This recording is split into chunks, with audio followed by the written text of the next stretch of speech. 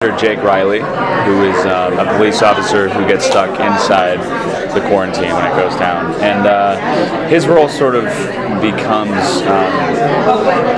he's the character who we're left watching and wondering if he's going to make the decision that protects himself or the decision that's right for the people and what is, you know, the responsible choice. And he's a guy who's sort of an introvert, and he's guarded and he's sort of tough. Wait, I did that to her earlier, and now I just cut it. Amazing. But he's a tough guy, and sort of he's good in his core, but because he's so protected, he doesn't like to show, you know, what he's feeling or how he is.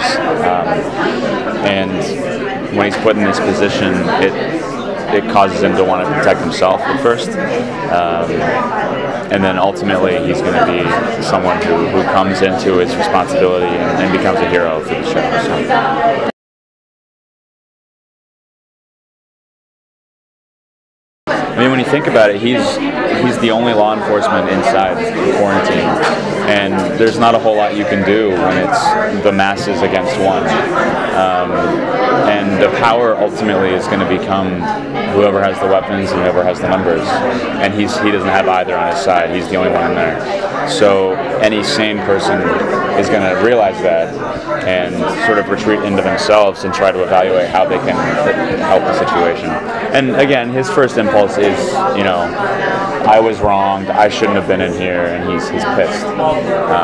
And he's going to have to work through that as the season goes on and find a way to not just take care of himself, but to try to take care of everyone inside and try to bring the whole thing to a close as best he can with the limited resources he has. Because he's only got so much ammo in his gun, and then that's that, you know. So his power is so limited as a law enforcement officer. He's sort of stripped of his title and his respect.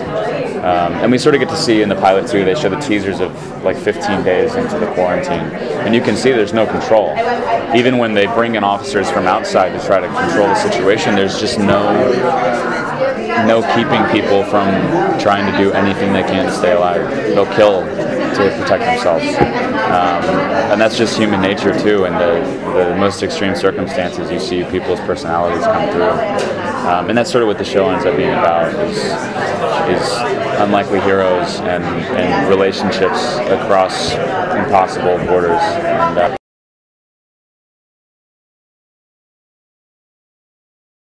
I don't know if I'd think of it as a turning point for him, just because that's a part of his personality that we just get to see as an audience for the first time, is his temper. And his sort of, that's where his tough guy nature comes in, where his first impulse when he hears that he's stuck inside is anger towards Lex, anger at the fact that, no, I'm a good guy, I work for law enforcement, I don't get trapped on the other side, you let me come back through. That's his first thought, and it makes him so angry because, you know, he's right, he works with them, and he feels wrong that he was doing his job and now he's left to possibly die inside. And that's not good news to hear. Hey, you're going to stay inside with all these people that you just watched die in horrible ways.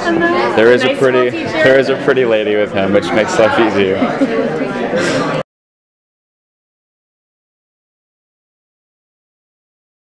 Absolutely. The genesis of the project itself is it's a Belgian format called Cordon, which I loved. I thought was terrific, and when I was granted the opportunity to adapt it for American television, I jumped on it in spite of being a little busy.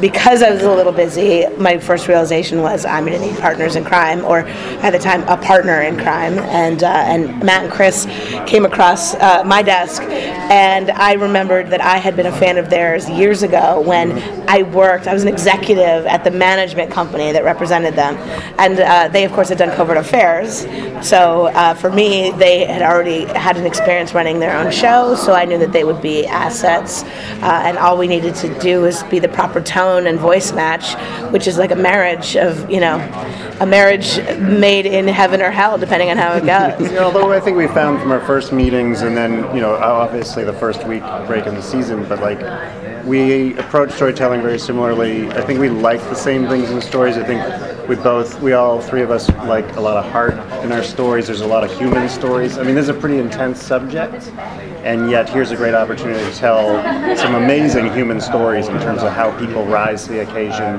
how they do the right thing and sometimes do the wrong thing, or do the wrong thing and have to compensate and redo the right thing. So for us, it's really a human story more than anything. Yeah, absolutely. And for us, just being able to work with Julie is an amazing learning experience every day. I mean, it's masterful, and the fact that you're juggling 3 shows now is something very few people in Hollywood can do.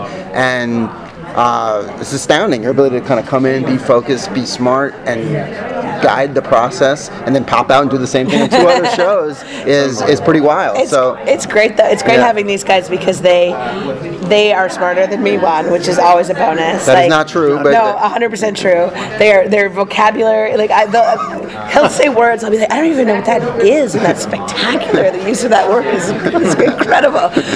But they had the idea of delaying the start of all the writers by 1 week, and so that the 3 of us could sit and talk story for just 1 week and got to get to know each other creatively. And like 3 days in, we had broken 90% of the season because we were just that in sync, and so it was really exciting. And it's been great going forward because now we can bring that to all the other writers who say, okay, here's basically how the season's going to shape up. Yeah. Let's start breaking episode by episode, and we got a great group of writers. So the key in TV is to get out ahead and really get ahead with your scripts, and we've been doing that this whole time. Yeah.